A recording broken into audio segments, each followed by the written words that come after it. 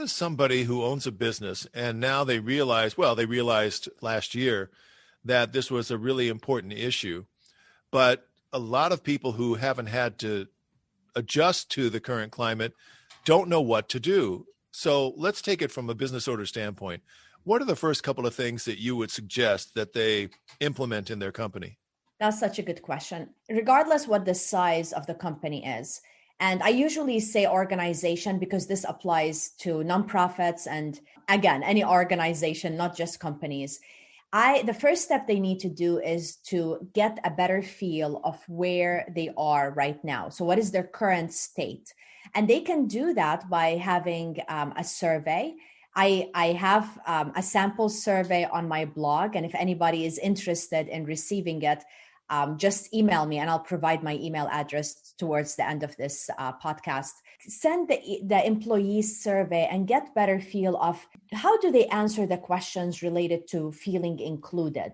Do they feel that they are having the same opportunity for advancement compared to everybody else? Do they have experiences personally or with they have seen other team members experience discrimination or bias?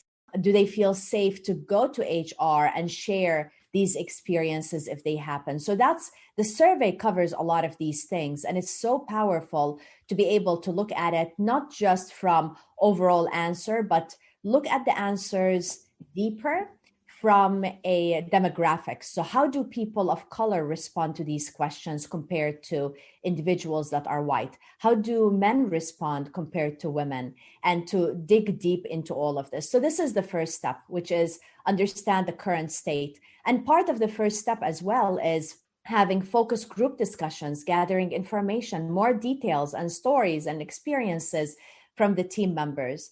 That is number one. Number two is based on the input that we got from the team to identify what are the gaps. What are the challenges that the team are facing? Maybe they need more education. Maybe there's a lot of biases going on and racist remarks that the leadership team are not aware of.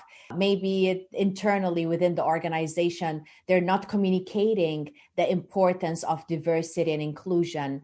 What's on the website? Do they have diversity as a tab on their website? Are they sharing posts related to this on their social media? So there's a lot of things, initiatives that can result from the survey.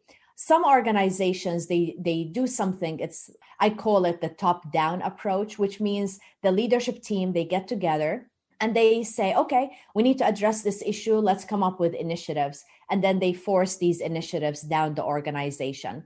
I don't like that. I like the bottom up approach.